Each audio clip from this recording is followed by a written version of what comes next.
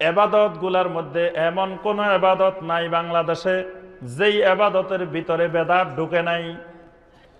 এমন একটা এবাদত খুঁজে পাওয়া যাবে না যেই এবাদতের ভিতরে বেদাত ঢুকে নাই। আচ্ছা বলেন তো দেখি, আমরা ওযু করব কার পদ্ধতিতে? একমাত্র রাসূলের পদ্ধতিতে। ওযু করব কার পদ্ধতিতে? খালি রাসূলের পদ্ধতিতে বললে হবে না, একমাত্র। কিয়ামত পর্যন্ত আল্লাহ পাক একজনকেই মুআল্লিম বানাইছে। রাসূল বলছেন বুইসতু মুআল্লিমান, কিয়ামত পর্যন্ত মুআল্লিম একজন, আমি শুধু মুআল্লিম। আমি মুহাম্মদুর রাসূলুল্লাহ সাল্লাল্লাহু আলাইহি ওয়াসাল্লাম মুআল্লিম, ওস্তাদ। সুতরাং ওস্তাদের পদ্ধতির বাহিরে কোনো পদ্ধতি নাই, তরিকা একটা কিয়ামত পর্যন্ত। সেই তরিকার নাম কি?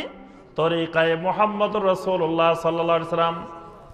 সুতরাং যদি ইমাম আবু হানিফা রাহমাতুল্লাহ আলাইহির কথাগুলো সব তরিকায়ে রাসূলুল্লাহর সাথে মিলে, কোনো অসুবিধা নাই।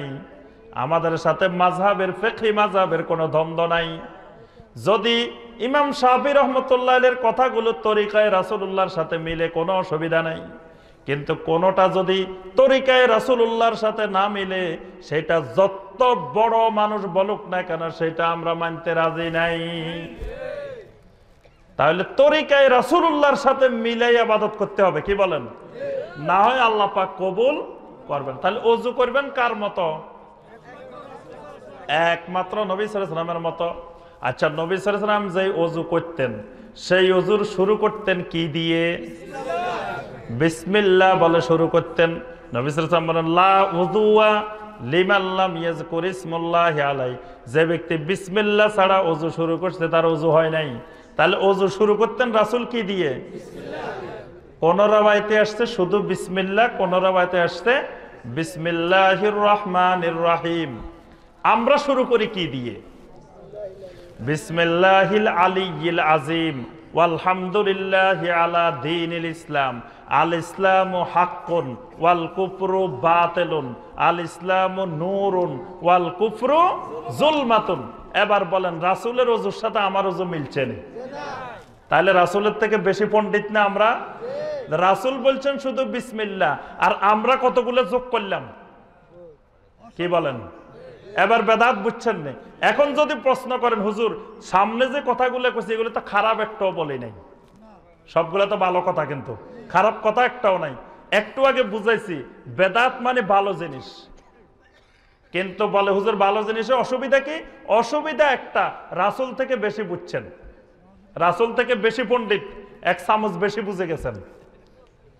সমস্যা এই জায়গায়, সমস্যা অন্য জায়গায় না। আর রাসূল থেকে বেশি বুঝলে ক্ষতি, বেশি বুঝলে জাহান্নামে যেতে হয়। এই জন্য আপনারও তো পণ্ডিতির দরকারটা কি? আমার রাসূল বিসমিল্লাহ বলছে, আমি বিসমিল্লাহ বলবো, আর বেশি কিছু বলবো না, কি বলেন? এবার বেদাত বুঝছেন না, এইভাবে সূত্র ধরে ধরে বাইর করবেন। আচ্ছা, ওযুর নিয়ত পারেননি আপনারা? কি বলেন তো দেখি। এই যে মাশাআল্লাহ মুরব্বি পাওয়া গেছে। নাওয়াইতু আন আতাওয়াজ্জা লিরাফিল হাদাসে ওয়াস্তিবাহাতান লিসসালাতে ওয়া তাকাররুবান ইলাল্লাহি তাআলা। দেখছেন না ওযুর নিয়ত? আচ্ছা, আল্লাহ রাসূল সাল্লাল্লাহু আলাইহি ওয়াসাল্লাম এই ওযুর নিয়ত করছেন, কোন সহিহ হাসান দয়ীফ জাল হাদিসও আসছে নাকি? কোন জাল হাদিসও পাওয়া যায় নাই। খুঁজে সারা পৃথিবীতে যে একটা জাল হাদিসও যদি পাওয়া যাইতো যে নবী সাল্লাল্লাহু আলাইহি ওয়াসাল্লাম এইরকম নিয়ত করছেন, তাহলে নবী নিয়ত করে নাই এই নাওয়াইতু আন আতাওয়াজ্জা, আপনি পাইলেন কই? আচ্ছা, এই নিয়ত ইমাম আবু হানিফা রাহমাতুল্লাহ আলাইহি করছেন কিনা? ইমাম শাফি, ইমাম মালিক, হানাফি মাযহাবের কোন ফিকহের কিতাবে নিয়ত এটা আছে নাকি? কুদুরি, তারপরে আপনার শরে বেকায়া, হেদায়া। অথচ বাংলাদেশের ঘরে ঘরে কিন্তু নিয়ত আছে, আছে না? তাহলে এটা কি সুন্নত না বেদাত? মাশাআল্লাহ, এই যে অঙ্ক এত বুঝে বসে, খুব ভালো স্টুডেন্ট দেখি আজকে। একবারে অঙ্ক সূত্র ধরাই দিছি, সব বুঝে গেছে মাশাআল্লাহ। এ সব বাহির করে ফেলতে পারবেন এইভাবে, বুঝতে পারছেন? আচ্ছা, এবার ওযু শুরু করলেন।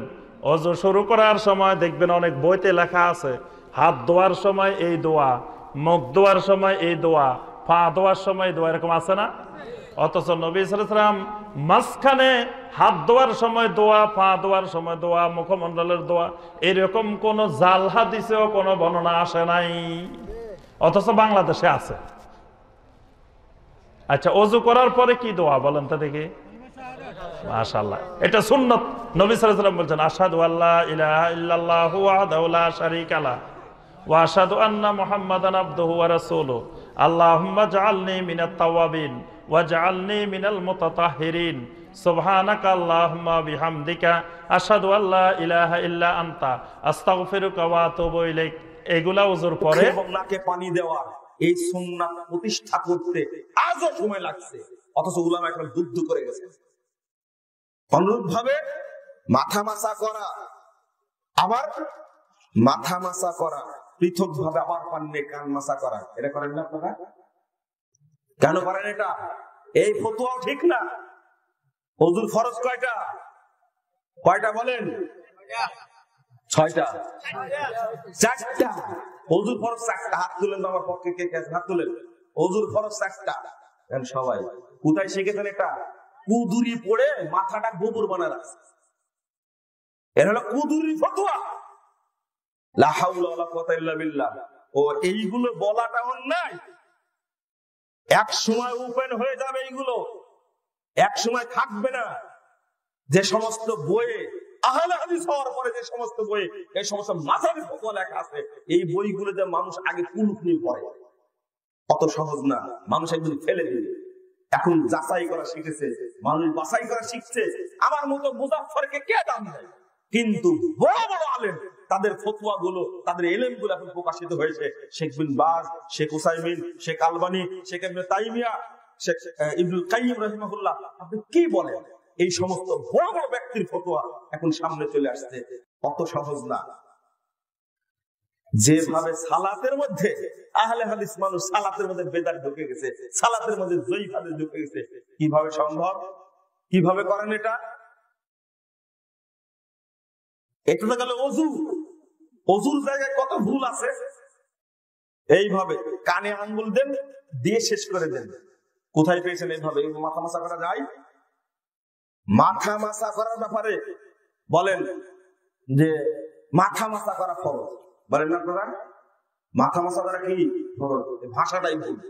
আজ থেকে বলবেন কান সহ মাথা মাসা করা ফরজ, বলেন তো। তাহলে কান মাসা করা সুন্নাত, কি হলো?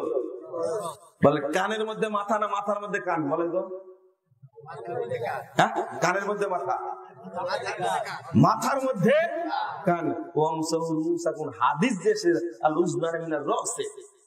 মাথার মধ্যে কান, এটা হাদিসে আসছে।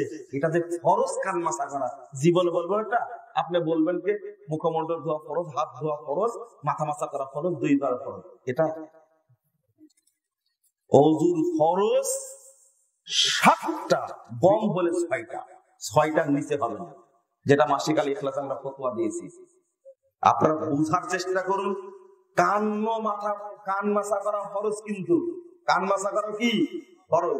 কানের কিন্তু পেট আছে, একটা না। দেখেন বুতুন, বুতুন হাদিসে শব্দ বুতুন। বাতুন মানে 1 বছর পেট, আর বুতুন মানে কি বহু বছর, অনেকগুলো পেট। কানের কয়টা পেট আছে দেখেন তো? প্যাঁচ আছে না? কয়টা প্যাঁচ আছে দেখেন? এই দেখেন 3টা প্যাঁচ আছে অন্তত ভিতরে। এই জন্য বুতুন শব্দ ব্যবহার হয়েছে। কানের ভিতরটা মাসা করতে হবে, শুধু কানে আঙ্গুল দিয়ে এরকম করে দিলেন, তাই না? আর বেদাতেরা কি করে? এরকম করে, এরকম করে, এরকম। 2 জনের মধ্যে পার্থক্য।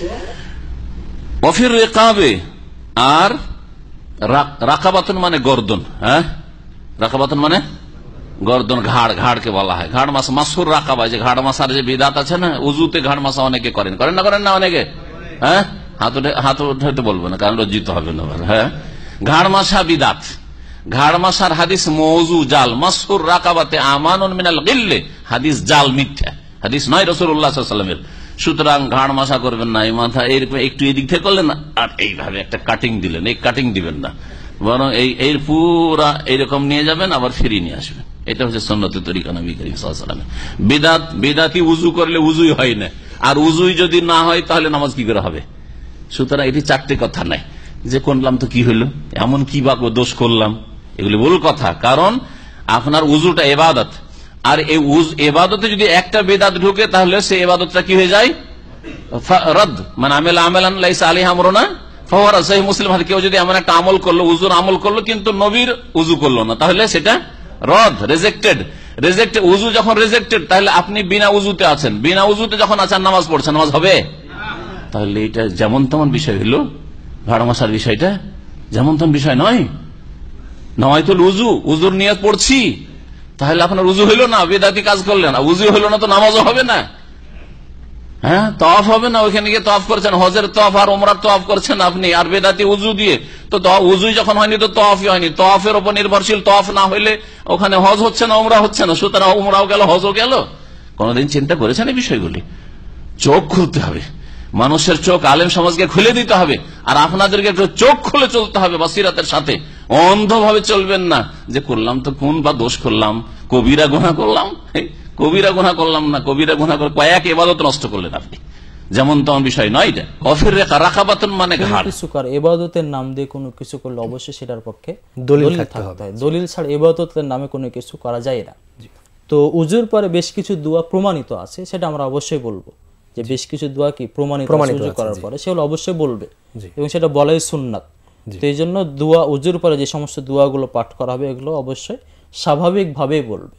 কিন্তু আমাকে অনেকে দেখা যায় আকাশের দিকে আঙ্গুল তুলে, বা অনেকে আবার দেখা যায় আকাশের দিকে তাকাই, তেমন কিন্তু মানে এই আমল করার সময় আমাদের মনে রাখতে হবে, কোনো ইবাদতের সময় কোনো একটা পদ্ধতি নির্ধারণ করে ফেলা, কোন ইবাদতের সময় কোন একটা পদ্ধতিকে নির্ধারণ করে ফেলে, এটা অবশ্যই বেদাতের অন্তর্ভুক্ত হবে। যেমন কথার কথা আমরা সালাত আদায় করি, আমি যদি বলি রুকুর পরে আমি আর একটা মানে অন্য একটা আমি হয়তো অর্ধভাবে থাকবো, বা আমি অন্য একটা পদ্ধতি আমি যদি চালু করি, আমি রুকু করার পরে আমি অন্য একটা পদ্ধতি, রুকু এবং সাজদার মাঝখানে আমি একটা পদ্ধতি চালু করলাম, তো এটা যেমন সবাই বলবে এক্ষেত্রে এটা মানে জায়েজ না, প্রমাণিত নয়।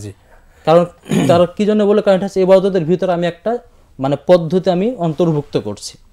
তো এক্ষেত্রে যদি রুকুর পরে যদি আমি একটা নতুন পদ্ধতি চালু করি, একটা মানে অবস্থান তৈরি করি, এক্ষেত্রে সবাই কিন্তু কি বলবে, এটাকে বেদাত বলবে।